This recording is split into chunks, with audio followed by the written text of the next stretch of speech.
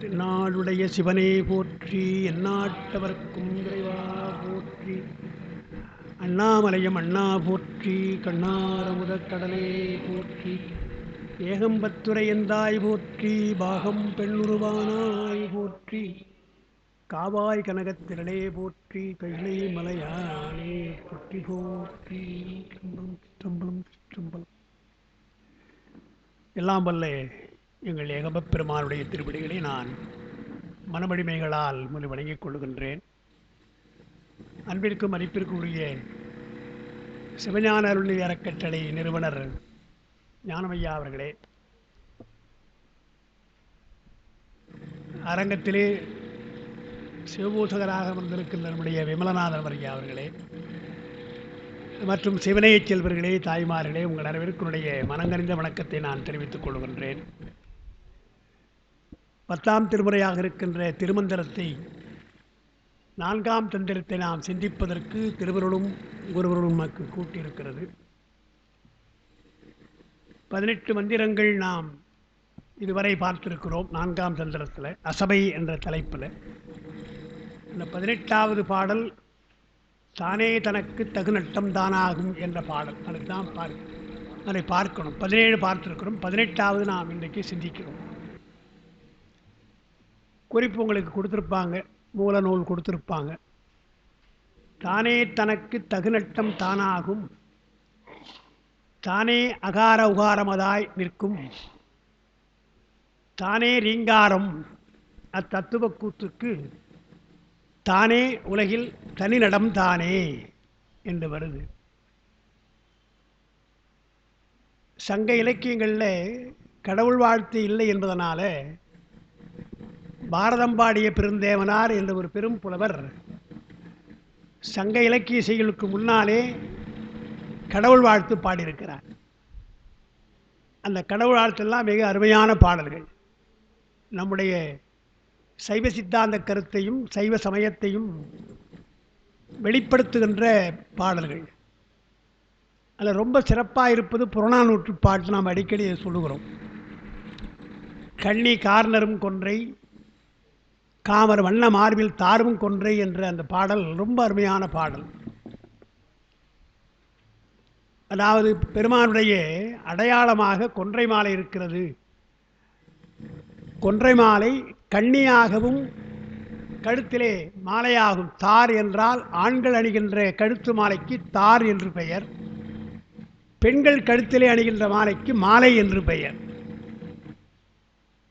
சிலப்பதிகாரத்தில் கோவலனும் கண்ணகியும் மனையறம் படுத்த காதை என்ற திருமணம் ஆனவுடனே அவர்கள் தனியாக சந்திக்கின்ற அந்த இரவு இருக்கு இல்லையா, அந்த இரவை பற்றி இளங்கோவடிகள் பேசுகிறார். நல்ல பெரிய புலவர் இல்லையா அவர், இலக்கிய புலவர். எவ்வளவு நாகரிகமாக சொல்ல முடியுமோ அவ்வளோ நாகரிகமாக சொல்லுகிறார்.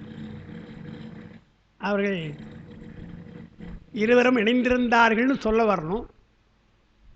காப்பிய தலைவன் தலைவி அவங்களே அப்படி சொல்வது என்பது மரபு இல்லை, அப்படி சொல்லக்கூடாது. ஆனால் நாகரிகமாக தாரும் மாலையும் மயங்கி அப்படின்றார். அவ்வளோதான் சொல்கிறார். தாரும் மாலையும் என்றால், தார் என்றால் ஆண் அணிந்திருக்கின்ற கழுத்து மாலை கோவலனுடைய மாலை, மாலை என்றால் கண்ணகி அணிந்திருக்கின்ற கழுத்திலே அணிந்திருக்கிற மாலை. அவள் இருவரும் கழுத்திலே இருந்த மாலை இரண்டும் மயங்கின என்றால் கலந்தன என்று அந்த அவருடைய உறவை ரொம்ப அழகாக சொல்லுகிறார். 26வது மகா சரிதானம் சேக்கிழாருடைய பெரிய புராணத்தில் அவர் சொல்றதை எடுத்து சொல்லுவாங்க. அது இளங்கோவடிகளுடைய வார்த்தை தான். அது திருநீலகண்ட நாயனாரை பற்றி சொல்கிற பொழுது அந்த அம்மா கோபிச்சிட்டாங்க இல்லையா, திண்டி வீராயின் எம்மை திருநீலகண்டம்னு சொல்லிட்டாங்க. அதனால் சேக்கிழார் என்ன செய்கிறார்,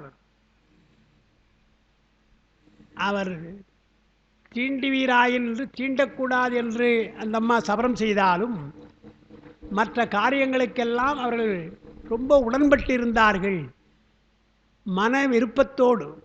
ஆனால் ஒரு சமயத்தில் ஏதோ ஒரு காரணம் பற்றி கணவன் மேலே கோபம்னா மனைவிமார்களுக்கு எல்லா இடத்துலையும் தெரியும். போகிறது வரப்பொழுது, சாப்பிட்ற பொழுது, தூங்குற பொழுது எல்லாம் அப்படி பார்த்தும் போகிறதெல்லாம் நமக்கு இன்னும் பார்க்குறோம். அம்மா கோச்சிட்ருக்கான்னு நல்லா தெரிஞ்சுக்கலாம். நம்ம குழந்தைகள் ஈஸியாக தெரிஞ்சுக்கும், இல்லை வரவனும் தெரிஞ்சுக்குவாங்க. ஆனால் அவர் என்ன சொல்கிறார் சேக்கிழார், தீண்டுவதற்குத்தான் தடை, திருநீலகண்டம் தடை, மற்றபடி பொருந்துவ போற்றி செய்துன்னு ஒரு வார்த்தை சொல்கிறார். பொருந்துவ செய்கிறார் அந்தம்மா. குயவன் அல்லவா நம்ம திருநீலகண்ட குயவனார்.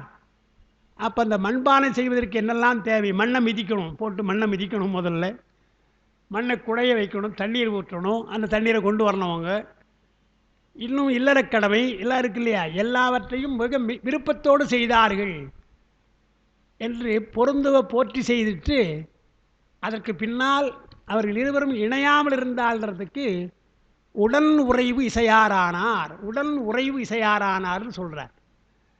ஆனால் 26ஆம் மகாசனிதானம் ரொம்ப எடுத்து சொல்லுவாங்க. சேக்கிழார் உடல் உறவு இசையாரானான்னு சொல்லி பாடியிருக்கலாம். அதை விட இன்னும் நாகரிகமாக உடன் உறைவு. ஏன்னா மொழி எவ்வளவு நாகரிகமாக நாம் பயன்படுத்துகிறோமோ அவ்வளோ நாகரிகமாக அந்த சொல் இருக்கும். யார் அதை எப்படி சொல்லுகிறாள்? இப்போ நான் அடிக்கடி சொல்கிற வழக்கம் உண்டு. சாதாரணமாக அந்த காலத்தில் கழிப்பறையாக தெருக்களில் இருக்கும், கவர்மெண்ட்டு கட்டியிருப்பாங்க, ஆண் பெண் என்று கட்டியிருப்பாங்க. அது பொதுவாக கழிப்பறைன்னு அவங்க போட்டிருப்பாங்க பொதுவாக. அப்புறம் அப்படி சொல்லக்கூடாது என்று கொஞ்சம் ஆங்கிலத்தில் பப்ளிக் கன்வீனியன்ஸ் அப்படின்னு போட்டாங்க. பப்ளிக் கன்வீனியன்ஸ் சொன்னால் அது பொதுவாக புரியும் எல்லாருக்கும். அதுக்கப்புறம் டாய்லெட்னு சொன்னாங்க, அதுக்கப்புறம் லேபரட்டரின்னு சொன்னாங்க. எவ்வளவு மறைத்து சொல்ல முடியுமோ சொல்லி இப்போ எல்லாம் ரெஸ்ட் ரூம் என்று ஒரு வார்த்தை சொல்கிறோம். இன்னும் கூட ஒப்பனை, ஆனால் அவங்க தமிழில் ஒப்பனைன்னு சொல்கிறாங்க, ஒப்பனை அறைன்றாங்க. அப்போ அதை எவ்வளவு நாகரிகமாக அந்த சொல்லை ஆக்க முடியுமோ அது ஒரு மொழிக்கு சிறப்பு இல்லையா? ரொம்ப நாகரிகமாக சொல்வதற்கு இந்த மொழி இடம் கொடுக்குறது என்றால் அந்த மொழி சிறப்புடையது. அதுபோல் உடல் உறவு என்பது பின்னாலே சாதாரண மக்கள் சொல்வது என்று உடன் உறைவு இசையாரானார் சேக்கிடார் சொல்லுகிறார்னு மகாசன்னிதானம் சொல்லுவாங்க. அது நம்முடைய இளங்கோவடிகள் சொல்கிற வார்த்தை. இது உடனுறை காலத்து உரைத்தனை வாசம் என்றெல்லாம் பாட்டு வரும். உடனுறைவு காலம் என்றே அது வரும் பார்க்கிறோம். அதுபோல சொற்களை நாகரிகப்படுத்துவது என்பது ஒரு முறை. திருமந்திரத்தில் இப்பொழுது நம்ம பார்க்க போகிறோம். அந்த யோக காட்சி, யோக நிலையெல்லாம் உயர்ந்த நிலைகளை பேசுகிறார். நமக்கு அவர் என்ன சொல்கிறாருன்னே கூட புரிஞ்சிக்க முடியல, அந்த அளவுக்கு உயர்ந்த விஷயத்தை சொல்கிறார். ஆனால் எப்படியாவது நாம் அதை சொல்ல வேண்டும் என்று சொற்களினில் வடித்து சொல்லுகிறார். தொடக்கத்தில் திருமந்திரம் தொடக்கத்தில் புக்கு நின்று உண்ணி போற்றி செய்கிறேன் வரும். புக்கு நின்று உண்ணி போற்றுகிறேன் என்று வரும். அதுக்கு அப்பா உரையில் புக்கு என்ற ஒரு வார்த்தை, உண்ணி என்ற ஒரு வார்த்தை ரெண்டு இருக்குது. புக்கு என்பது ஆனந்த நிலை, உண்ணி என்பது அருள்நிலை. எனவே அந்த சமாதி நிலையிலிருந்து தாரணைக்கு வந்து பேசுகிறார் திருமூலர். அவர் எப்போ அந்த சமாதி நிலையை அடைந்து அந்த ஆனந்தத்தை அடைகிறார், அதை சொல்லணும் இல்லையா? சொல்வதற்காக அவர் இறங்கி வருகிறார். இறங்கி வந்து தாரணை நிலையிலே இருந்து சொல்லுகிறார்னு. அந்த உண்ணுதல் என்பது தாரணை. நீங்கள் சிந்தித்தால் ஆனந்த நிலை கிடையாது, ஆனந்த நிலையில் இருந்தால் நீங்கள் சிந்தித்து சொல்ல முடியாது. அதனால் அவர் என்ன செய்தார், ஆனந்த நிலையை அனுபவித்த பின்னால் மீண்டும் தாரணைக்கு வந்து நான் சொல்லுகிறேன் என்ற கருத்தை தொடக்கத்திலேயே சொல்லுகிறார். அதுபோல் அருளாளர் அத்தனை பேருமே சரி, ஞானசம்பந்தர் முதலாக இருக்கிற அத்தனை பேரும் இப்போ சிதம்பரத்தில் சுந்தரர் தரிசனம் செய்கிறார் என்றால் 5 பேரறிவும் கண்களே கொள்ளன்னு உயர்ந்த ஒரு பாட்டை பாடுறார் சேக்கிழார். அப்போ அவர் எந்த நிலையில் இருந்திருக்கிறார், தரிசனத்துக்கு எந்த நிலையில் இருந்திருக்கிறார் நமக்கு தெரியுது. அந்த நிலையை இருந்தவர் ஒரு பதிகம் பாடியிருக்கிறார். பின்னால் கிடைக்கல, நமக்கு அந்த பதிகம் கிடைக்கல.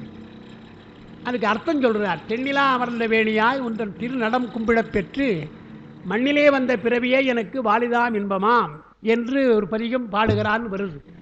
அந்த பதிகம் நமக்கு கிடைக்கல. அப்போ உயர்ந்த நிலையிலே, ஆனந்த நிலையிலே தனிப்பெரும் கூத்தின் வந்த பேரின்ப வெள்ளத்துள் மாறிலா மகிழ்ச்சியில் மலர்ந்தார் என்ற அந்த நிலையில் இருந்து பதிகம் பாடுகிற பொழுது கொஞ்சம் இறங்கி வந்து நமக்காக பாடுகிறார். இதெல்லாம் நான் அனுபவிக்கிறேன் என்று பாடுகிறார். அருளால் அத்தனை பேரும் அப்படி தான். அத்தனை பேரும் பதிகம் பாடுகிற பொழுது அவர்கள் இருந்த ஒரு நிலை வேறு. நமக்காக இறங்கி வந்து தாரணையிலே பதிகம் பாடுகிறார்கள் என்றால் அவங்க எவ்வளோ கருணையுடையலாக இருந்திருப்பாங்க. ஒவ்வொரு தலத்திலும் அந்தந்த தல மக்களுக்கெல்லாம் பயன்பட வேண்டும்.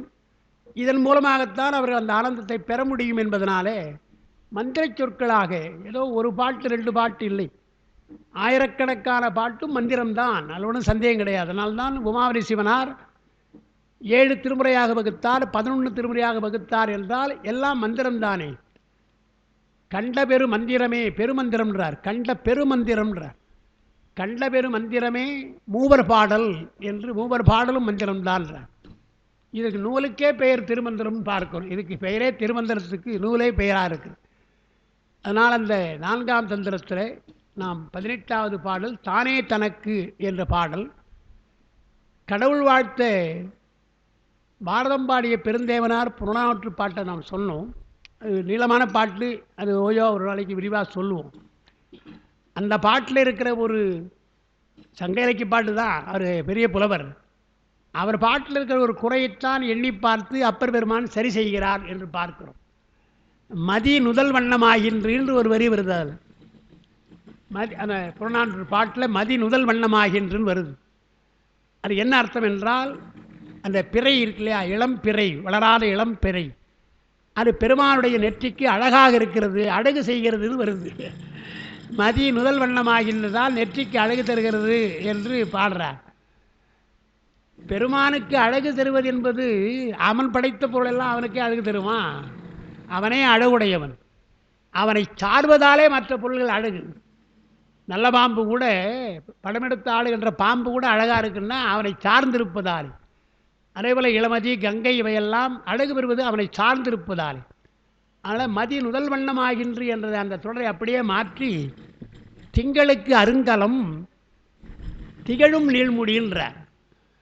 திங்களுக்கு எது அழகு என்றால், அவர் இருக்கின்ற இடம் திகழும் நீள்முடிகின்றார். பேச்சு வழக்கில் நம்ம சொல்கிறோம் இல்லையா, பரமசிவன் கழுத்தில் பாம்பு இருந்து கருடனை பார்த்து சௌக்கியமானு கேட்டதுன்னு சொல்கிறோன்னா என்ன அர்த்தம்? அது இருக்கிற இடம் பெரிய இடம் இல்லையா, அந்த கதையாக சொல்கிறோம் இல்லையா. அதுபோல் அது இருக்கிற இடம் பெரிய இடம், எனவே அது அழகு பொருந்தியது என்று மதி நுதல் வண்ணமாகின்று என்பதை மாற்றி திங்களுக்கருங்கலம் செடுங்கலம், திங்களுக்கரம் திகழும் நீள்முடி என்று சொல்கிறார். அதே போல் இந்த பாரதம் பாடிய பெருந்தேவனார் கலித்தொகைக்கு ஒரு பாட்டு பாடுறார். கலித்தொகைக்கு 3 கூத்து நடத்துகிறார் என்று பாடுறார். அவருடைய கூத்து 18 வகையான கூத்து. சிலப்பதிகாரத்தில் மாதவி அந்த சிவன் கூத்து 12 சிவன் கூத்து ஆடினாள் என்றெல்லாம் குறிப்பு வருது. அதில் முக்கியமான கூத்து 3 தான். கொடுகொட்டி, பாண்டரங்கம், காபாலம் என்ற 3 கூத்து முக்கியமான கூத்து. அந்த கூத்து ஆடுகிற பொழுது உமையம்மை தாளம் போடுகிறாள். சீர், தூக்கு, பாணி என்று 3 வகையான தாளம் போடுகிறாள் என்று வருது. அதில் உரையாசி என்ன எழுதுகிறாங்க, பெருமான் ஆடுகின்ற பொழுது ஆடுகின்ற ஆட்டத்திற்கு ஒரு நடன அசைவு இருக்கு இல்லையா, காலிலே போடுகின்ற ஜதி, கையசைவு, முக அசைவு, இதெல்லாம் ஏற்கனவே இருந்த நடன அசைவு அல்ல, அவர் உருவாக்குகிறார். என்ன அங்கே இருப்ப இவர் சொல்லலை, புதிதாக எல்லாவற்றையும் படைக்கிறான் பெருமான். நடனம் ஆடுகிற பொழுது ஒவ்வொரு வகையாக 108 நடனம் நாம் சொல்கிறோம். அந்த நடனத்தினுடைய வகையெல்லாம் ஆடுகிறான் என்றால், ஒவ்வொரு அங்கத்தினுடைய இதை கம்போஸ் பண்ணுறோம் இல்லையா, நடனத்தை கம்போஸிங் இல்லையா, கம்போஸ் பண்ணுறது யார் என்றால் பெருமான் தான். அவர் தான் ஒவ்வொரு நடனமாக ஆடி காட்டுகிறார். அதனால தான் ஊர்துவ தாண்டவம் பிரச்சனை வந்து நான் வேற சொல்கிறோம். அதே போல் தாளம் ஏற்கனவே இருக்கிற தாளம் அல்ல, தாளத்தையும் அவர் உருவாக்குகிறார். நடனத்தினாலே அந்தம்மா தாளத்தை உருவாக்கி தாளம் போடுறாங்க. இருக்கின்ற தாளம், இப்போ கண்டச்சாப்பு தாளம், ஆதி தாளம்லாம் சொல்கிறோமே, அதெல்லாம் ஏற்கனவே உருவாக்கப்பட்டு நாம் அதை பாடுறோம். பண் பாடுகிறோம் என்றால் இருக்கிற பண்ணை நாம் பாடுறோம். அதற்கு தாளம் என்றால் நாம் அந்த தாளத்தை, ஏற்கனவே இருந்த தாளத்தை நாம் தவறாமல் போடுறோம். பாட்டும் கூட அப்படித்தான் ஏற்கனவே பாடியிருக்கிறார்கள் என்று பார்க்கிறோம். கீர்த்தனையோ அல்லது இது போன்ற இசைப்பாடலையோ ஏற்கனவே பாடி வைத்திருக்கிறார்கள், அதை பாடுகிறோம். ஆனால் பெருமானுக்கு அது இல்லை. பெருமான் நடனத்தை ஒவ்வொரு சமயம் உருவாக்குகிறான், தாளத்தை அவன் உருவாக்குகிறான் என்று அதைத்தான் இங்கே குறிப்பாக சொல்கிறார்.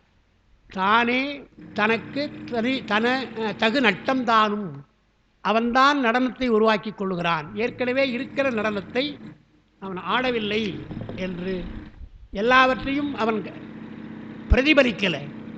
படைக்கிறான், முதலாவதாக படைக்கிறான். அடைத்தால் பின்னாலே நாமெல்லாம் நடனமாக ஆடுகிறோம். இன்றைக்கு நீங்கள் பார்த்தீங்கன்னா நடனம் ஆடுகின்ற பெண்மணிகள் எவ்வளோ சிறந்த நடன மணிகள் இருக்கிறாங்க. அவங்களாம் நடராஜ பெருமானை வைத்து முதல்ல வணங்கி விட்டுத்தான் அப்புறம் அவங்க நடனம் ஆடுகிறார் என்றால் அவன்தான் கூத்தபிரான். அவனை நடராசன் என்றே நாம் அதை சொல்லுகிறோம். நாம் என்ன சொல்கிறோம், கூத்தபிரான் என்று சொல்கிறதுல அந்த கூத்து என்பதை ஐந்தொழில் என்று நாம் சொல்கிறோம். பொதுவாக கூத்தபிரான் தான், நடனமாடுறான் தான். நடனமாடுகிறான் என்றால் அந்த ஆடல் தொழில். ஆடல் என்றால் தமிழில் தொழில் என்று அர்த்தம். ஆடுகிறான் அர்த்தம் இல்லை, ஆடல் என்று சொன்னால் தொழில். அதனால்தான் ஆடல் புரியவரெல்லாம் ஆடவர்கள் என்று சொல்லி, தொழில் செய்கின்றவரெல்லாம் ஆடவர்கள். ஆடு என்றால் வெற்றியின் அர்த்தம் தமிழில். அதனால் வெற்றி பெறுகின்றவர்கள், தொழிலினாலே வெற்றி பெறுகின்றவரெல்லாம் ஆடவர்கள் என்று ஆண்களுக்கு ஆடவர் நம்ம ஒரு வார்த்தை சொல்கிறோம். அதுபோல பெருமான் ஆடுகிறான் என்றால் தொழில் செய்கிறான் என்றால் அந்த கூத்து ஐந்து தொழில். ஐந்து தொழிலை செய்கிறான். கூத்து போல செய்கிறான், விளையாட்டாக செய்கிறான், நடனம் போல செய்கிறான். அதனால் அந்த ஐந்து தொழிலை செய்வதாலே அவன் கூத்தனாக இருந்தாலும் எங்களுக்கு பிரான். அவன்தான் எங்களுக்கு தலைவன். ஏதோ அவன் கூத்தாடி அல்ல, கலைஞன் அல்ல, கலைஞன் போல ஆடுகிறான், ஆனால் அவன்தான் நமக்கு தலைவன் என்று கூத்த பிரான் என்பதற்கு கூத்தனாக இருந்தாலும் அவன் நமக்கு பிரான் என்று சொல்கிறோம். நமக்கு பிரான் என்று நாம் சொல்கிறோம். அதனால் தானே தனக்கு தகு நட்டம் தான். உங்கள் 24வது பக்கம் 18வது மந்திரம். சிவன் யாரும் இயக்காமலே தானே தன் நடனத்தை வகுத்து கொள்வான். அவனுக்கு நட்டுவாங்கம் பாடுறது யாரும் கிடையாது, நடனம் கற்றுக் கொடுக்கிறாள் கிடையாது, அவரே தான் நடனம் ஆடுகிறான்.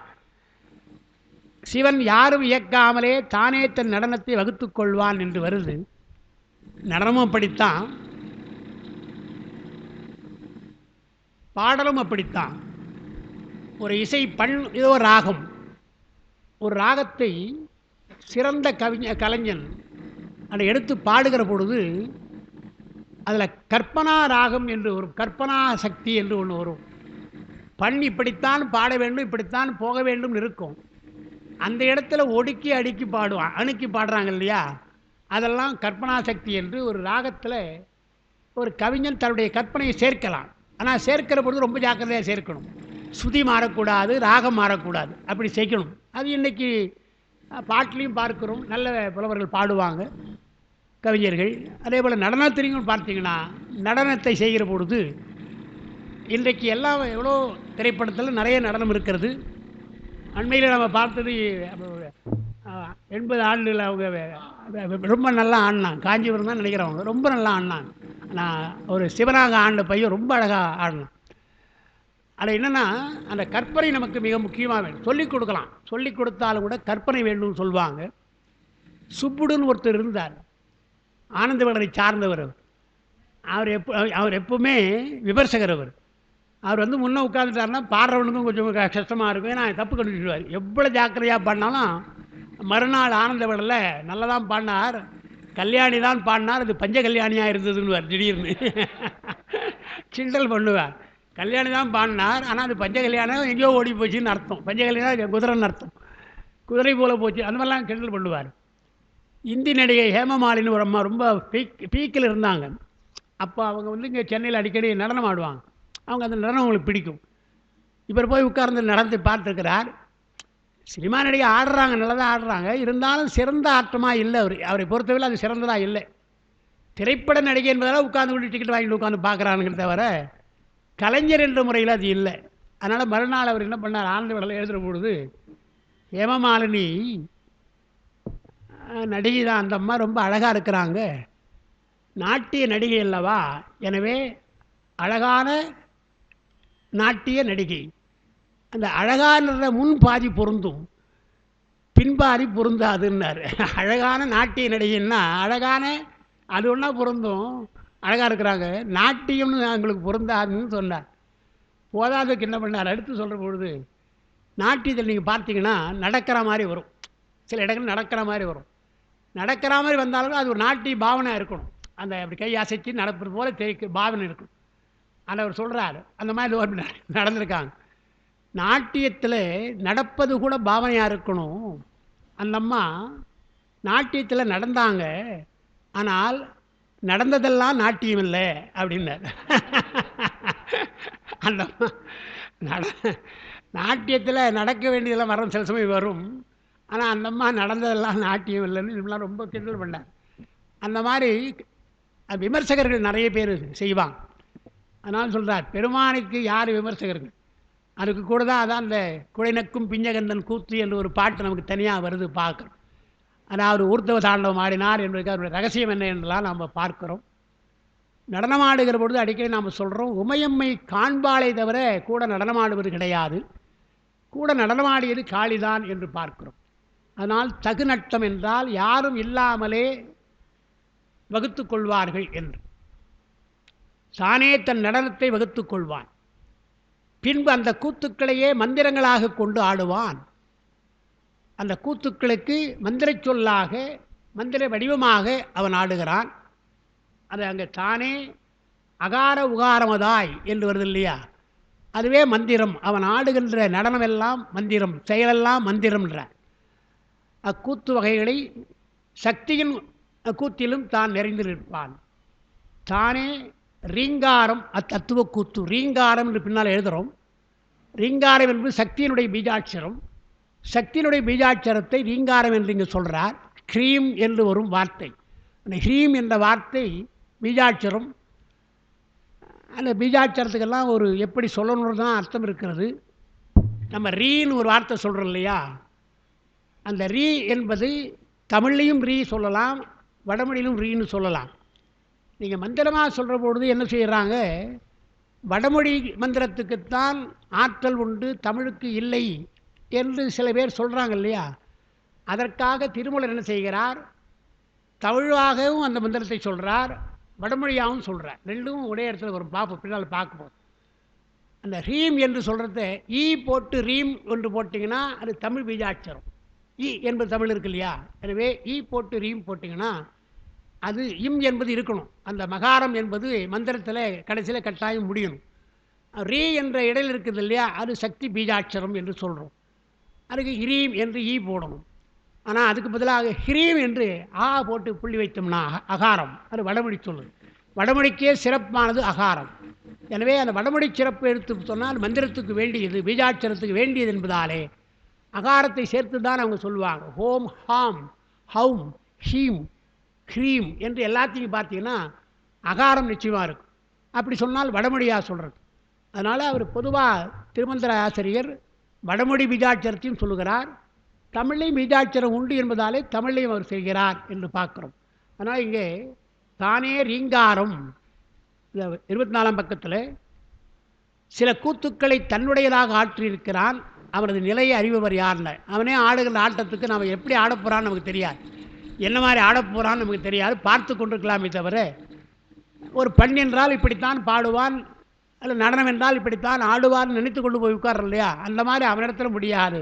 அவன் எப்படி வேணாலும் ஆடுவான் என்று பார்க்கணும். அகார உகாரம் என்றால் அவற்றை கொண்டு அடிப்படையாக கொண்டிருக்கின்ற மந்திரம், மந்திரமாக அவன் நடனமாடுகிறான் என்று. ரீம் அங்கே எழுதாம, ரீம் என்பது மாயா பீஜம். ரீங்கார தத்துவ கூத்து என்றால் மாயா மலத்தை கொண்டு உலகை படைத்து காத்து கொடுக்கும் பஞ்சகிருத்தியம். 5 தொழில் செய்கின்ற நடனம்தான் நாம் பார்க்கின்ற நடனம். எத்தனையோ வகையாக நடனம் இருக்கலாம், ஆனால் அதனுடைய அடிப்படை என்ன என்றால் பஞ்சகிருத்திய நடனம். அந்த உண்மை விளக்கம் அதுக்கு தான் எல்லாவற்றையும் தெளிவாக சொல்லுது. 5 தொழிலாக இருப்பது என்று தோற்றம் துடையதனில் தோயும் திரி அமைப்பில் என்ற பாட்டு 5 தொழிலாக சொல்வதுன்னு பார்க்குறோம். பின்னால் அந்த பாட்டை எழுதியிருக்கிறோம். தத்துவ கூத்துண்டார் ஸ்ரீம் சக்தி பீதமாதலால் அது தத்துவ கூத்து சக்தியினுடையது. ஸ்ரீம் என்று வைக்கின்ற அந்த பீஜாட்சரம் வருவதாலே அது சக்தியினுடைய தாண்டவம். ரீங்காரம் என்ற அந்த கூத்திற்கு மூலம் என்றவாறு தனிநடம் என்பதாலே தானே அந்த நடனத்தை வகுத்து கொள்கிறான் என்று பார்க்கிறோம். அகார உகாரமாய் நிற்கும் என்று சொன்னால் ஏன் ஆ ஊ என்று சொல்லுகிறார் என்றால் அது தோற்றம். ஓங்காரத்திலே தோற்றத்தை சொல்வதாலே இந்த இடத்தில் அகார உகாரமாய் நிற்கும் என்றால் படைப்பு, புரர் உற்பவம், மீண்டும் அதை படைக்கிறான், உலகத்தை படைக்கிறான் என்ற இந்த கூத்து. தனிநடம், சக்திதான் துணையாக பீஜாட்சரம், சக்தி பீஜாட்சரம் மாயை கொண்டு செய்கிறான். அகார உகாரம் என்றால் சொற்களை தோற்றுவிக்கிறான், உலகத்தை தோற்றுவிக்கிறான் என்பதனாலே அகார உகாரமாய் நிற்கிறது புனர் உற்பவத்தை திருவுள்ளத்தில் எண்ணிய போது, பெருமான் மீண்டும் உலகத்தை படைக்க வேண்டும் என்று எண்ணுகிற பொழுது அகார உகாரமாக நின்று படைக்கிறான் என்றும், தன்னிலிருந்து சக்தியை தோற்றுவித்து தானும் சக்தியுமாக இருக்கிறார்கள். அது நமக்கு தெரியும். முன்ன சொன்ன அந்த புறநானூற்று பாட்டு, அந்த புறநானூற்று பாட்டில் பெண் உரு ஒரு திறன் ஆகின்று அவ்வுரு தன்னுள் அடக்கி கரைக்கினும் கறக்கும் என்று வரி வருது. இதை தான் பெருமான் தனியாக சிவமாக இருப்பது என்பது ஒன்று. சிவஞான சித்தியாருக்கு உரை எழுதுகின்ற சிவஞான சுவாமிகள் தானே, இங்கே சொன்னாரே தானே தனக்கு என்றால் இல்லையா, தானாக இருந்தால், அவனாக எந்த விதமான செயலும் இல்லாமல் தானாக இருந்தால் அவனுக்கு சிவம் என்று பெயர். உயிர்களை நோக்குகிற பொழுது அவனுக்கு சக்தி என்று பெயர். ஐந்தொழில் செய்கிற பொழுது அவனுக்கு பதி என்று பெயர் என்று எழுதுகிறார். அந்த 3 வகையாக சொல்கிறார். தானாக சைதன்ய சொரூபமாக அறிவாக இருந்தால் அவன் சிவம். உயிர்களுக்கு நாம் ஏதாவது உதவ வேண்டும் அல்லவா, புனருற்பவம் செய்ய வேண்டும் என்று எண்ணுகின்ற பொழுது அவன் சக்தி. அவன் தனியாக சக்தியாக பிரிகிறான். அந்த சக்தியினாலே தொழில் செய்கிற பொழுது அவன் சிவம் பதியாக இருக்கிறான் என்று சிவம் சக்தி பதி என்ற 3 நிலையை சொல்கிறார். அதனால் இங்கே சக்தியாக தனியாக பிரிந்து உலகத்தை நடத்துகிறான். தன்னிலிருந்து சக்தியை தோற்றுவித்து தானும் சக்தியுமாய் நின்றமையை உணர்த்துவது. சிவதத்துவம் படிக்கிற பொழுது சிவம் என்றும் சக்தி நாதம் விந்துன்னு பொதுவாக சொல்லுவோம். சொல்லிக் கொடுக்கிற பொழுது சிவதத்துவம் 4, சிவம் சக்தி நாதம் விந்துன்னு சொல்லுவோம்.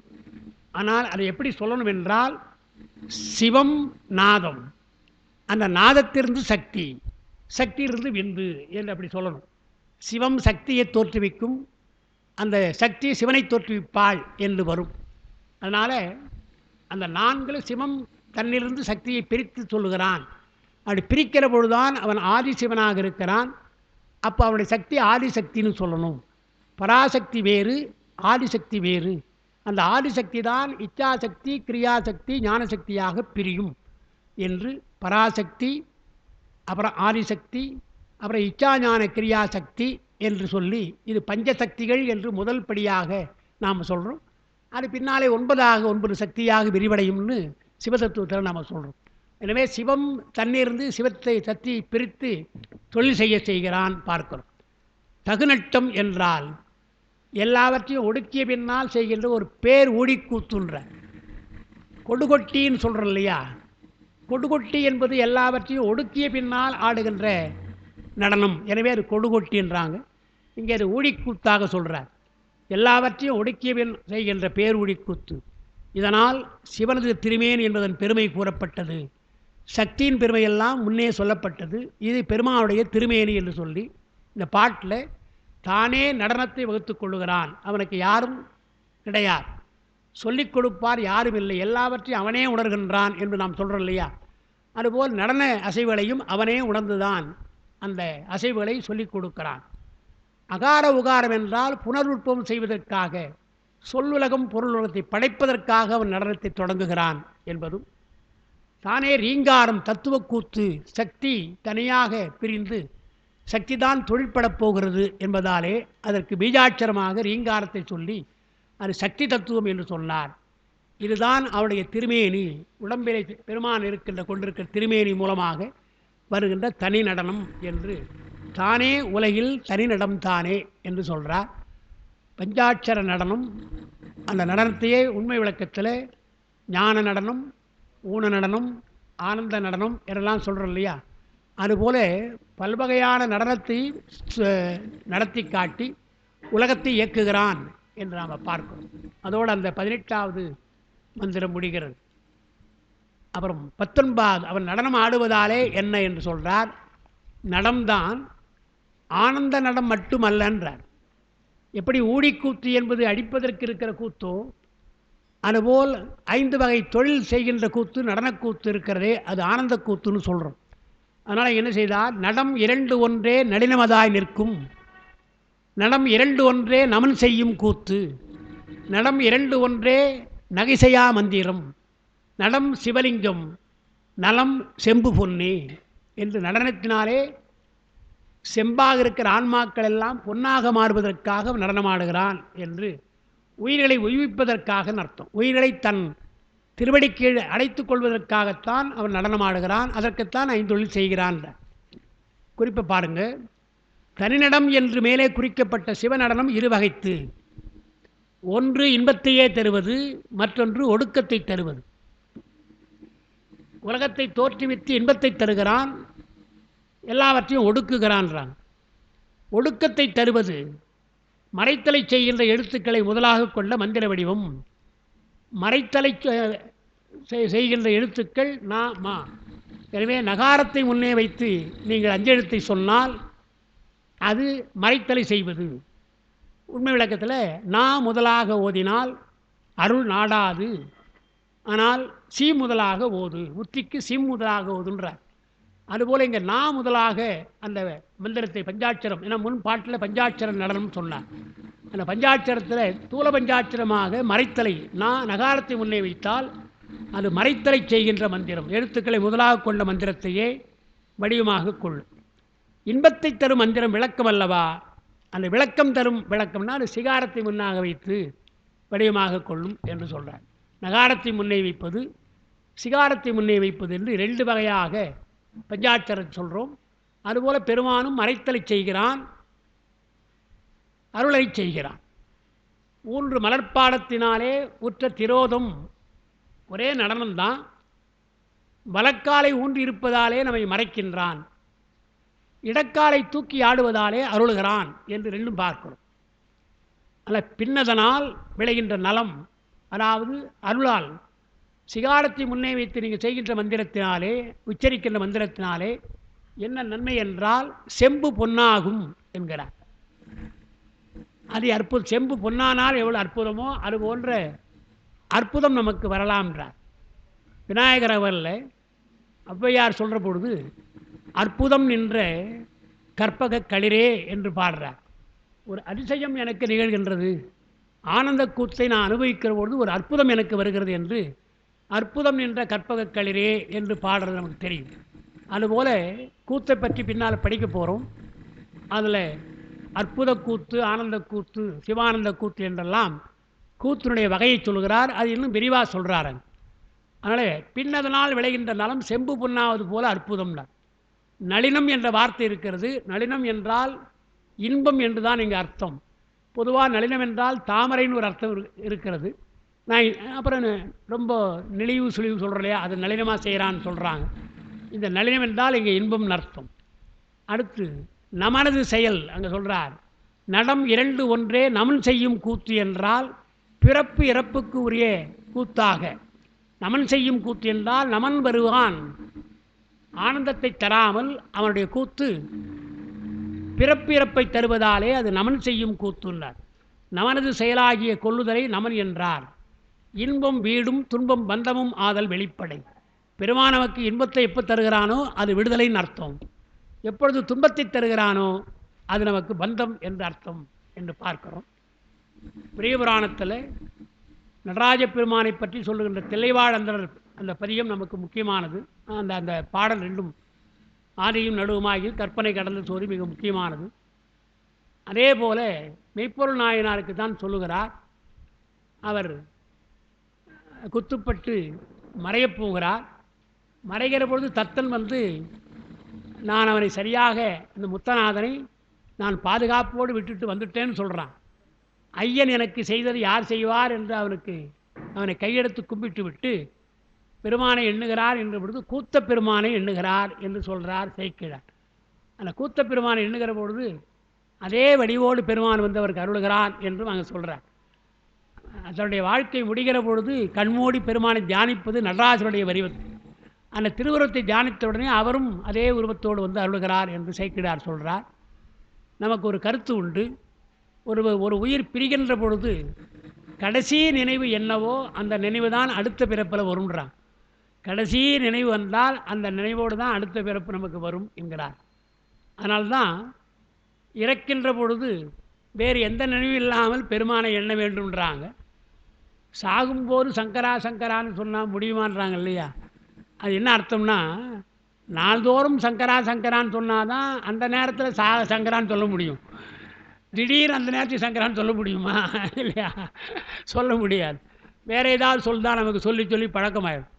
அது இல்லாமல் பொதுவாகவே சங்கரா சங்கரான்னு சொல்லி கொண்டிருந்தால் அது சாகின்ற பொழுது அது வரும். சாதல் நாள் நாயேன் எங்குற்றாய் என்ற போது என்குற்றேன் என்கின்றாயேன்னு அப்பர் சொல்வது போல வரும்ன்றாங்க. அதனால் இன்பம் என்பது வீடு, துன்பம் என்பது பந்தம் ஆதல் வெளிப்படை. இந்த கூத்து இரண்டும் முறையே ஞான நடனம் ஊன நடனம் எனப்படும். நகார மகாரங்கள் மறைத்தலை செய்யும் எழுத்துக்கள் அவை இதெல்லாம் தெரிஞ்ச விஷயந்தான். அவை திரோதான சக்தியும் மலவுமாய் நிற்பனவாம். விளக்கத்தை செய்யும் எழுத்துக்கள் சிகார வகாரம் என்று பார்க்கிறோம். சிவாய நமனும் சொல்கிறோம், நமச்சிவாயனும் சொல்கிறோம். அவர் ஒரு பக்குவத்திற்கு ஏற்றாற் போல் நாம் சொல்வதாலே மா என்பதில் மறைத்தல், மா என்பது மலம். அந்த இரண்டையும் விட்டு நீங்காமல் ஆன்மா இருப்பதாலே அது தூல பஞ்சாட்சரம் என்றும் திரோதானம் என்றும் நாம் சொல்கிறோம். சிகார வகாரத்தை முன்னே நிறுத்தினால் அது இன்பத்தை தருவது என்று சூக்கும பஞ்சாட்சரமாக நாம் சொல்லுகிறோம். யகாரம் உயிர்களை குறிக்கும். இவற்றால் அமையும் இருவேறு வடிவங்களை உண்மை விளக்கம் கூறும். உண்மை விளக்கத்தில் இவையெல்லாம் இருக்குது என்று நாம் அதை முன்னே அங்கே பார்த்தோம். அதை உங்களுக்கு எழுதியிருக்கிறேன். ஆடும்படி கேள் நல் அம்பலத்தான் ஐயனே, நாடும் திருவடியிலே நகரம், கூடும் மகரம் உதரம், வளர்தோள் சிகரம், பகரும் முகம் வா, முடி யா பார் என்று முதல்ல எப்படி பெருமானை, நடராஜ பெருமானை எப்படி தரிசிக்க வேண்டும் என்றால் நம்ம சொல்லியிருக்கும். முதல்ல கலை வடிவாக தரிசிக்கலாம், தப்பில்லை. ரொம்ப அழகான கலை வடிவம் அது. அந்த மாதிரி எங்குமே நடனக்கூத்தில் அந்த மாதிரி ஒரு போஸ் எங்கும் கிடையாது. ஆச்சரியமாக இன்றைக்கும் பார்த்தா ஆச்சரியமாக இருக்குது. பார்த்தீங்க அந்த விரல் கூட சொல்லுவாங்க, அந்த விரல் கூட அப்படி வீசு கரத்தில் பார்த்தீங்கன்னா அப்படி இருக்கும், லேசாக அப்படி இருக்கும். இதெல்லாம் ரொம்ப அபிநயம் காட்டுகின்ற ஒன்று. அது சிறந்த ஒரு அபிநயத்தை காட்டுகின்ற கலையாக நாம் நடனக்கலையாக ரசிக்கலாம், அது முதல்ல. ஆனால் தெய்வாம்சமாக நாம் ரசிக்கிற பொழுதுதான் இவர் சொல்கிறதெல்லாம் சொல்கிறார். இங்கே அந்த பாட்டு இங்கே இல்லை.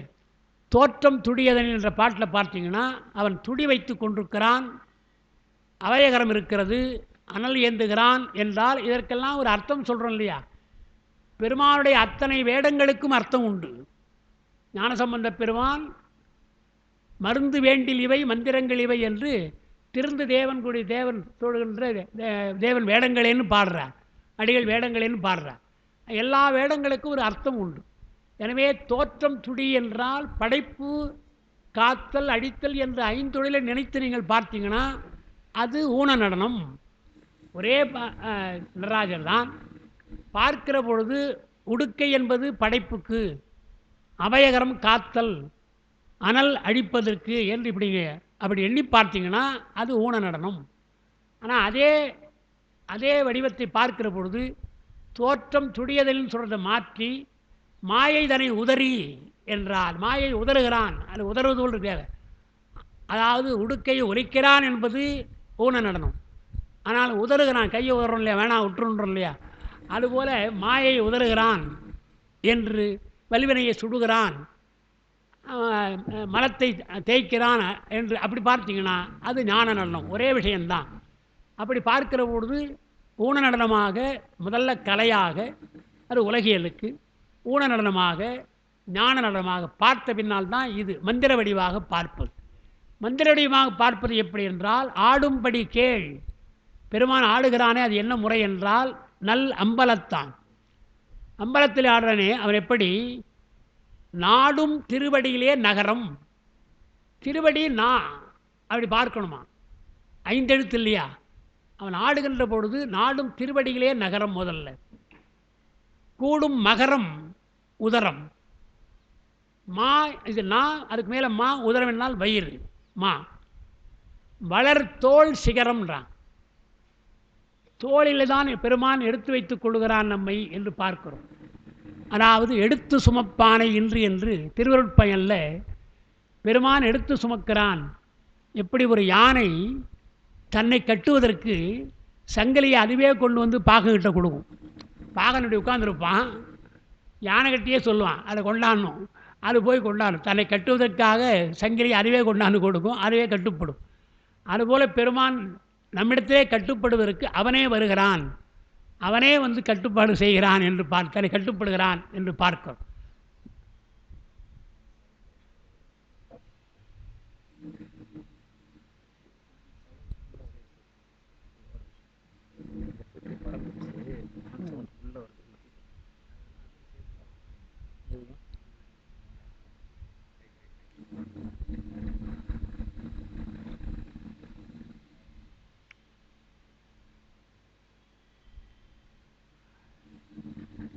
கூடும் மகரம் உதரம் வளர் தோல் சிகரம் என்கிறார்.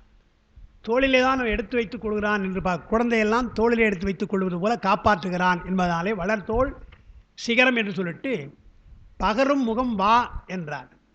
ஒருவரை வா என்று சொல்வது முதல்ல முகம்தான் இல்லையா? மோப்பக்குழையும் அனிச்சம் முகந்திருந்து நோக்கக்குழையும் விருந்துன்றார். விருந்தென்று வந்தால் முதல்ல முகம் மலர வேண்டும், முதல் மலரணும், அப்புறம்தான் மற்றதெல்லாம்.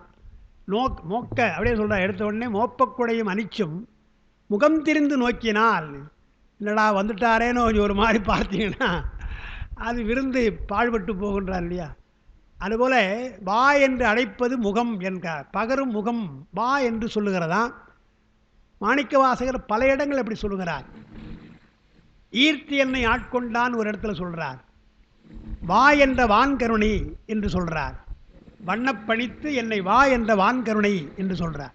அப்போ வா என்று அழைப்பது இருக்கு இல்லையா, அது ஞான குருவாக வருகின்ற பெருமான் முகத்திலே காட்டுகிறான் வா என்று. அதனால் பகரும் முகம் வா. நம்ம எல்லாம் நடராஜ பெருமான் வா என்று சொல்லுகிறார் என்று பார்க்கணும். அந்த வா என்று பார்க்கிற முகத்தை சொல்லிட்டீங்கன்னா, முடி இருக்கு இல்லையா, அது யா என்றால் ஆன்மான். முடி யா பார் என்றால் அது ஏன் சொல்கிறாருன்னா, முடிமேலே ஆன்மா இருக்குன்னு அப்படி வைத்துக் கொள்ளக்கூடாது, அப்படியெல்லாம் அர்த்தம். அந்த சிகை இருக்கு இல்லையா, அதை திருமணம் தான் சொல்கிறார். நூல் போடுறாங்க இல்லையா, பூநூல், அது நூல், அது வேதாந்தம், நுண்சிகை ஞானமாம் என்று சொல்கிறார். அந்த சிகை ஞானத்திற்கு அறிகுறி. எனவே யா என்ற ஆன்மாவிற்கு ஞானத்தை தருகிறான் என்று வா என்று சொல்லி ஞானத்தை தருகிறான் என்பதுதான் பகரும் முகம் வா, முடி யா பார் என்று முடிக்கிறார். அது ஒரு நயம் இருக்கிறது. பகரும் முகம் வா என்று சொன்ன பின்னாலே முடியப்பார், இனிமேற்பட்டு திரும்பி வராதப்பா, அதோடு இருந்து மீண்டும் வந்து நகரத்துக்கு வந்துடாதே என்பது போல பகரும் வா முகம் முடியப்பார் என்று ஒரு அர்த்தம், முடியா பார் என்றும் அர்த்தம். அது முதல்ல சொல்கிறான்னு பார்க்கணும். அப்புறம் நாம் சொன்னது சேர்க்கும் துடி சிகரம். இது முதல்ல சொன்னது நாம சிவாய அப்படி முடியுது. அடுத்து மறுபடியும் சிவாய நாம சொல்லணும் இல்லையா. சேர்க்கும் துடி சிகரம், சிக்கனவா வீசுகரம், ஆர்க்கும் யகரம் அபயகரம், பார்க்கில் இறக்கி அங்கி நகரம், அடிக்கீழ் முயலங்கனார் தங்கும் மகரம் அதுதான். அந்த துடி உடுக்கை இருக்கிறதல்லவா, அது சி. சிக்கன வா என்பது வீசுகரம். வா ஆனந்தத்தை அழுத்த வேண்டும், வா என்று சொல்றது வீசுகரம். அது அன்னைக்கு சொன்னோம், ஆனந்த முத்திரை என்று நாம் சொன்னோம்.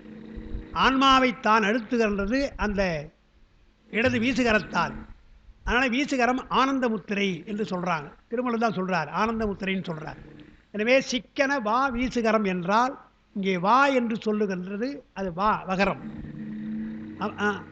ஆர்க்கும் யகரம் அபயகரம்னா, ஆர்த்தல் என்று சொன்னால் பிறப்பிறப்பினாலே ஆர்த்தல் சொல்கிறோம்.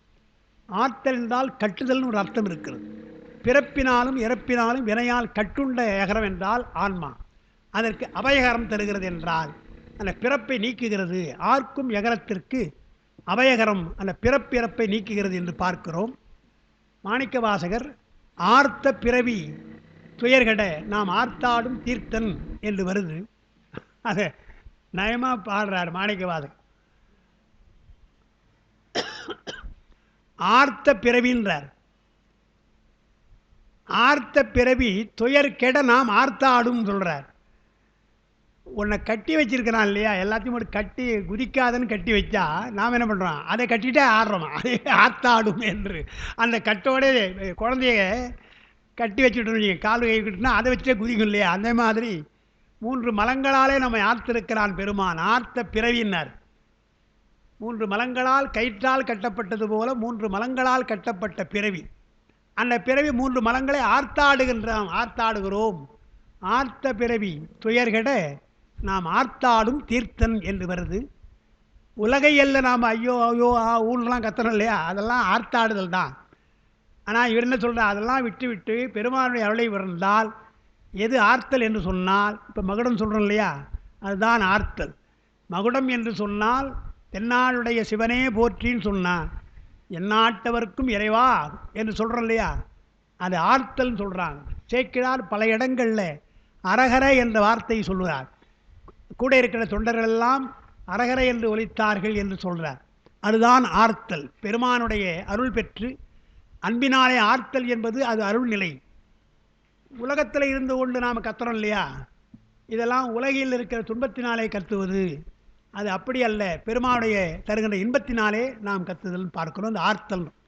அதனால் இங்கே ஆர்க்கும் யகரம் அபயகரம் பார்க்கில் இதெல்லாம் ஆராய்ந்து பார்த்தால் இறைக்கு அங்கி நகரம்னா, ஆ என்பது நகரம், அங்கி என்பது நெருப்பு, நெருப்பு தான் நகரம். அடிக்கீழ் முயலங்கனார் தங்கும் மகரம், கீழே மலம் அழுத்தப்பட்டிருக்கிறது என்று முதல்ல சொல்லுகின்ற ஊன நடனம், பின்னாலே ஞான நடனம் என்று அந்த இரண்டையும் சொல்லுகிறார். செய்யுளுக்கேற்ப மந்திரம் லிங்கம் என்பவற்றை வேறு வைத்து ஓதினாராயினும் இரண்டையும் ஈரிடத்தில் ஒருங்கோதல் கருத்து என்க என்று அந்த நடனத்தை பற்றி சொல்லி நடனம் என்று சொன்னார். சிவலிங்கம்னு ஒன்று சொல்லியிருக்கார் இல்லையா, ரெண்டு சொல்கிறார் இல்லையா பாட்டில். நடமாடுதல் என்று நடராஜர், அது அது மந்திரமாக நாம சிவாய என்ற அந்த மந்திரமாக சொல்கிறது. அது மந்திரமாக இருக்கும். நகைசெய்யா மந்திரம்னார். நலம் சிவலிங்கம் நலம் செய்யும் செம்புன்னார். அந்த நகைசெய்யா மந்திரம் என்றால் துன்பம்னு அர்த்தம். நகாரத்தை முன்னேறித்து சொன்னால் துன்பத்திற்குள்ள நடனம், அது திரோதானம், மறைப்பை செய்கின்ற நடனம். நகை செய்வது எது என்றால், நலம் தருவது எது என்றால் செம்பு பொன்னாக தருவது, அது சிவலிங்கம் என்று அந்த சிவலிங்க கருத்தையும் சொல்லுகிறார். எனவே மந்திரம் சொல்லுகிறார், நடராஜருடைய நடனத்தை சொல்லுகிறார், நடனத்தோடு இலிங்கத்தையும் சொல்லுகிறார் என்று இதெல்லாம் பெருமானை அடைவதற்குள்ள அறிகுறிகள், குறிகளாக நாம் வைத்து வழிபடுவதுன்னு பார்க்குறோம். உருவத் திருமேனியில் வழிபடலாம், அல்லது சதாசிவ திருமேனியும் வழிபடலாம் என்று சொல்கிறேன். இங்கே கூட எழுதியிருக்கிறோம். உருவத் திருமேனியும் வியத்தலிங்கம் எனப்படும். லிங்கம் சிவலிங்கம் என்று இருப்பது அருவரு திருமேனி. ஆனால் உருவத் திருமேனி வியத்தம் என்றால் வெளிப்படுதல்னு அர்த்தம். எல்லா உருவங்களும் வெளிப்படுவது வியத்தம். எனவே வியத்தலிங்கம், உருவத் திருமேனி வியத்தலிங்கம் என்று சொல்லப்படும். அவ்வியக்தமாக இருப்பது சதாசிவமூர்த்தம், அது சதாசிவம், அது உருவம் வெளிப்படாது. எனவே அது அவ்வியத்தலிங்கம் என்று சொல்லலாம். எழுதியிருக்கிறோம். நகைசெய்யா மந்திரம் என்றதால் நகை செய்யும் மந்திரம் ஒன்று உண்டு.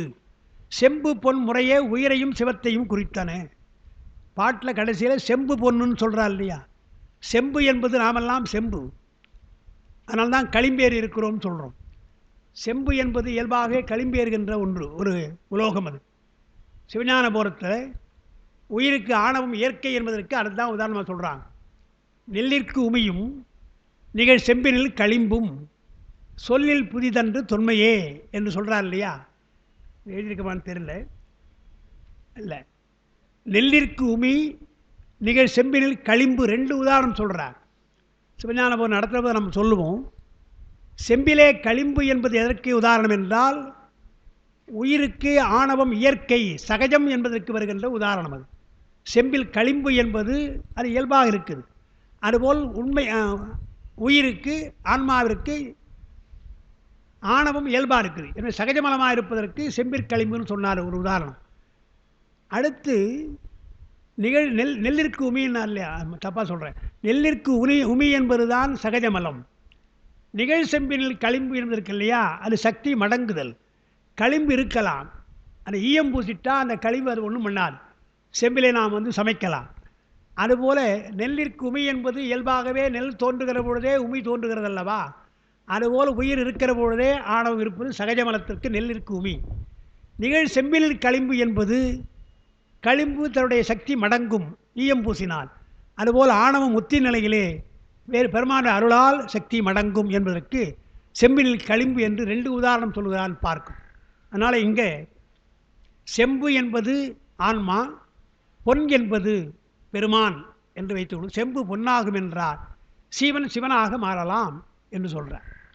ஊன நடனம் அது வினையை துய்ப்பதற்கு, ஞான நடனம் வீடு பேற்றிற்கு வாயில். ஏன் ரெண்டு நடனம் பெருமான் ஆடுகிறான்?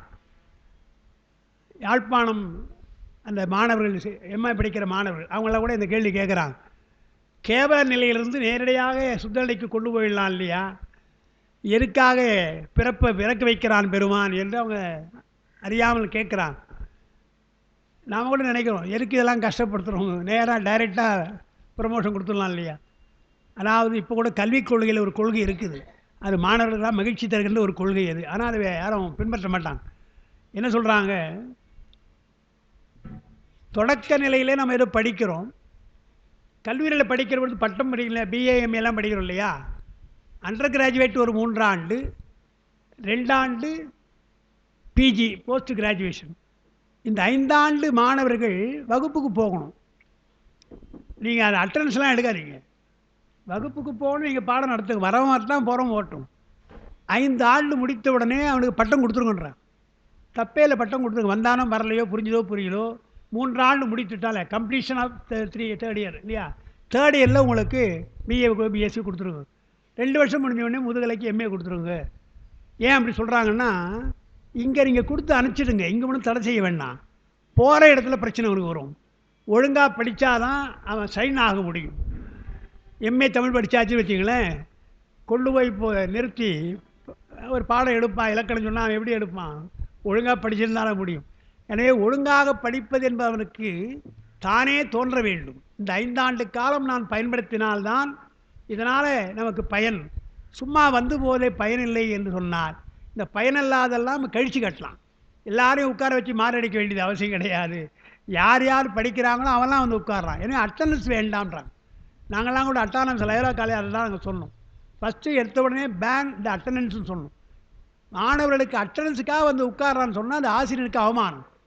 ஏன்னா அட்டண்டன்ஸ் தானே வந்து உட்கார்றான். அட்டண்டன்ஸ் வேண்டான்னு சொல்லி வந்து உட்கார்ந்தானா ஆசிரியனுக்காக வந்து உட்கார்றான்னு தெரியும். அதான் ஆசிரியனுடைய எழுவு. எந்த சில இடம் ஜான்சன் ஒரு ஆசிரியர் இருந்தார் எங்களுக்கு பச்சைவாசனம் படிக்கிற போது.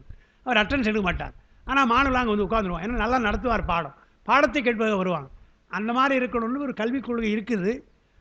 இப்போவே கல்விக் கொள்கை ஒரு மாதிரி இருந்தால் இதெல்லாம் இன்னும் அட்டண்டன்ஸ் வேண்டான்னு சொன்னால் அது சரிப்படாது என்றால் அதை கட்டுப்படுத்தி வச்சுருக்காங்கன்னு பார்க்குறோம். அதனால் ஆமாம், மினிமம் கேட்குறேன். இப்போ கட்டாயம் இருந்தால் தான் முடியும். அது இப்போ கம்பல்சரியாக வச்சுருக்காங்க. அது இந்த பச்சைபாஸ் போன்றதில் ரொம்ப பார்க்க மாட்டாங்க, லயோலாவில் ரொம்ப பார்க்குறாங்க, எங்கெல்லாம் பார்ப்பாங்க. அது எப்படி இருந்தாலும் மாணவர்களுக்கு அட்டண்டன்ஸ் இருந்தால் தான் பாடம் கேட்கணும் இல்லையா. கேட்காமல் ஒன்றும் பண்ண முடியாது. சில இடங்களில் கஷ்டமாக தானாக படிக்க முடியாது. அவன் கட்டாயமாக ஆசிரியர் துணை இருக்கணும். அந்த மாதிரி பாடங்களை வைகின்றாங்க. கேள்விகள் கூட அப்படித்தான். ஒரு பாடத்தில் ஒரு சப்ஜெக்ட் இங்கே கேள்வி கேட்டால் நீங்கள் இன்விஜிலேட் பண்ண வேண்டிய அவசியம் கிடையாது, சூப்பர்வைஷன் கிடையாது. நீங்கள் பாட்டு கொஸ்டினை கொடுத்துருங்க, கொஸ்டின் கொடுத்து நீங்கள் போயிடுங்க. ஒவ்வொருத்தரும் பார்த்து எழுதுகிற பொழுது அவன் யோசித்து பார்த்து எழுத வேண்டியதாக இருக்கும். அப்படி கேட்கணும் கேள்வியை. அடுத்தவன் பார்க்கக்கூடாது, பார்க்க முடியாது. எனவே சொந்தமாக விடை எழுதுகின்றார் போல கேள்வி அமையும். அந்த விடைகள் பலவாக இருக்கலாம். நான் லயோலா காலேஜ் இருந்தபொழுது ஜேர்னலிசம் நான் நடத்தினேன், நான் தான் இன்சார்ஜ். அதுக்கு நான் கேள்வி அப்படி தான் கொடுப்பேன். கேள்வி கொடுத்துட்டா எல்லாம் சொந்தமாக எழுத வேண்டியதாக இருக்கும், பார்த்து எழுத முடியாது. ஆனால் நான் கொடுத்துட்டு நான் போயிடுவேன். அவன் உட்காந்து முடிக்கிட்டு இருப்பான். ஏன்னா சொந்தமாக எழுதணும் இல்லையா. கற்பனையே ஒரு இதழாசிரியர் போகிறேன்னு சொன்னால், அதாவது உதாரணமாக நீ நடத்துகிற வார இதழுக்கு என்ன பெயர் வைப்பாய் அப்படின்னு கேட்போம். அவன் தான் அதை கற்பனை பண்ணவே தவிர அடுத்தவன் பார்த்து எழுதுனா மார்க் குறைஞ்சி போகும் இல்லையா. அந்த மாதிரி சில கேள்வியெல்லாம் நம்ம கேட்போம். அதெல்லாம் அப்படி இருக்கணுன்றாங்க, பாடத்திட்டங்கள் அப்படி அமையணுன்றாங்க. வாசுப்பா மாணிக்கமரை சொல்லியிருக்கிறார், மாணவர்களை வைத்துக்கொண்டு தான் பேப்பரை திருத்தணும். யார் எந்த மாணவன் விடை எழுதுனானா அவனை கூட்டுக்கணும், உட்கார வச்சுக்கணும். உட்கார வைத்து கொண்டு பார், இது தப்பாக இருக்குது, இது சரியாக இருக்குது என்று அவனை பார்த்து நீங்கள் திருத்தணும். அப்போ தான் அவன் இதெல்லாம் தவறா என்று தெரிந்து கொண்டு பின்னாலே தவறு செய்ய மாட்டான்.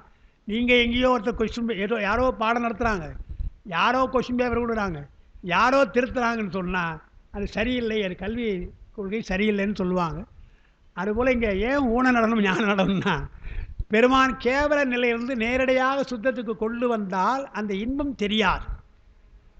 சிற்றின்பத்தை அனுபவிக்கின்ற உயிரே பேரின்பத்தை தருகிற பொழுது வேண்டான்னு உதறுது, எனக்கு வேண்டாம்னு சொல்லுது என்றால் கஷ்டப்பட்டு பெருமான் அதை அழுத்துகிறான். வீசு கரத்தினாலே அழுத்துகிறான் படித்தோம் இல்லையா. அப்போது சிற்றின்பத்தை உணர்கின்ற புலன்குட இன்பத்தை தெரிந்து கொண்ட பின்னால் அறிவு இன்பம் வேண்டாம் என்று சொல்லுது இல்லையா. நீங்கள் அப்படியே கேவல நிலையை ஒன்றுமில்லாமல் அறியாமல் மூழ்கி கிடக்கிற அந்த உயிரை அப்படியே கொண்டு போய் அங்கே வைத்தா எது இன்பம் எது துன்பம்னு தெரியாது. அது நாம் வேடிக்கையாக சொல்லுவோம். கிராமத்தில் எனக்கெல்லாம் அந்த அனுபவம் உண்டு. எங்கள் சொந்த ஊர் கிராமத்திலாம் அங்கே போனோம்னா அங்கே முள் கொத்து காலில் பொத்துடும். அதாவது சாதாரண நெறிஞ்சி முள்னா பரவாயில்ல, வேலை முள் பொத்துடும். வேலை முள் ஆழமாக பொத்துடும், சொல்ல முடியாத வலி. அதை எடுத்த பின்னால் வலி இருக்கும், எடுத்த பின்னால் அது ஒத்தடம் கொடுப்பாங்க, அவ்வளோ சுகமாக இருக்கும். எவ்வளோக்கு எவ்வளோ துன்பமாக இருந்ததோ அதை இன்னும் கொஞ்சம் வை, இன்னும் கொஞ்சம் வை, ஒத்தடம்னு சொல்லணும். அது ஏன்னா ஒத்தடம் எப்போ நல்லா இருக்கு? நன்றாக ஊசி ஏறின பின்னால் தானே. அதுபோல் நன்றாக சோதனை செய்த பின்னால் கொண்டு போய் நல்லா காய்ச்சிடுறான் குடிச்சு. எல்லாம் காய்ச்சிய பின்னால் கொண்டு போய் இன்பத்தை சேர்த்தால் அந்த இன்பத்தை நன்றாக உணர முடியும் என்பதற்குத்தான் பெரும் இத்தை. அதான் அது தத்துவமாக சொல்கிறாங்க. இத்தை விளைவித்தல் மலம் என்றால் சுத்த அனுபவம்னார்.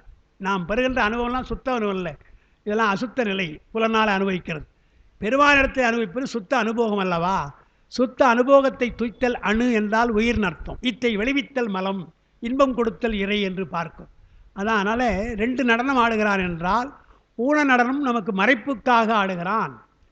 நீங்கள் பார்க்கலாம், பாடலை படிக்கிற பொழுது கூட புரியாமல் படிக்கிறோம் முதல்ல, அப்புறம் கொஞ்சம் படித்து படித்து புரிஞ்சுக்கிற பாருங்க. ஆனால் பாடல் புரிந்தவுடனே ஒரு இன்பம் வருது இல்லையா நமக்கு. பாடம் பொருள் புரியலேன்னு ஒரு துன்பமாக இருக்குது, என்னடா அது பாட்டு புரியலேன்னு பார்க்கிறோம். ஆனால் அதுக்கு பொருள் தெரிந்த பின்னால் ஒரு இன்பம் வருது இல்லையா. அதுபோல் முதல்ல ஊன நடனம் மறைக்கின்றான் பெருமான், எல்லாவற்றையும் மறைக்கிறான், பின்னாலே அருளுகிறான் என்பதுதான். அந்த மறைத்தல் என்பது எல்லா வகையிலும் மறைத்தல் தான். ஒரு பொருளை மறைத்தல், உலகப் பொருளை மறைக்கிறான் என்பதும், இந்த உலகப் பொருள்கள் நிலையானது சொல்கிறான் இல்லையா, அது மறைத்தல். நிலையில்லாத பொருளை எல்லாம் நிலையானது என்று எண்ண வைக்கிறான் இல்லையா, அது மறைத்தல். அதே போல் இதுபோல் பாடம் படிக்கிறோம் இல்லையா, பாட்டில் இருக்கிற சொற்கள் இருக்கு இல்லையா, அது புரியல நமக்கு, அது மறைத்தல். பின்னாலே அதை தெளிய வைக்கிறான்னு பார்க்குறோம். அப்போ மறைத்த பின்னால் தெளிந்தால் அது இன்பமாக இருக்கிறது அல்லவா. அதனால் முதல்ல ஊன நடனம், பின்னாலே ஞான நடனம். அது ஏன் ஊன நடனம் என்றால் வினையை துய்ப்பதற்காக, நாம் வாங்கி வந்த பிராரத்த கர்மத்தை அனுபவிக்கணும் இல்லையா, அதற்காக ஊன நடனம் ஆடுகிறான். ஞான நடனம் வீடு பேறு பெறுவதற்காக, அது வாயிலாக வழியாக இருக்கிறது பார்க்கும். வாரே சிவம் சதாசிவம் என்ற மந்திரத்தில் குறிக்கப்பட்ட 2 வகை நடத்தி இயல்புகள் இங்கே விளக்கி கூறப்பட்டன. முன்னே வாரே சதாசிவம் படிச்சிருக்கிறோம். அந்த மந்திரத்துடைய பொருள்தான் இங்கே சொல்லப்படுகிறது என்று பார்க்கிறோம். அது 19வது மந்திரம், அதோடு அது முடிகிறது நினைக்கிறேன். இடைவெளியா? சரி. நடம் 2 ஒன்றே நிலைநிமதாய் நிற்கும், நடம் 2 ஒன்றே நவன் செய்யும் கூத்து, நடம் 2 ஒன்றே நகைசெய்யா மந்திரம், நடம் சிவலிங்கம் நலம் செம்பு பொன்னே என்று ஞான நடனம் வந்த பின்னால் செம்பு பொன்னாகும். ஊன நடனத்திலே நமக்கு வினை போகும். வினை துய்த்த பின்னால் வீடு பேற்றுக்குள்ள வாயிலாக அந்த வினை அடங்கும். அதாவது நமக்கு வருகின்ற 3 வகையான வினை, சஞ்சிதம்லாம் போன்ற அவையெல்லாம் வீடு பேற்றுக்கு வாயிலாக இருப்பது.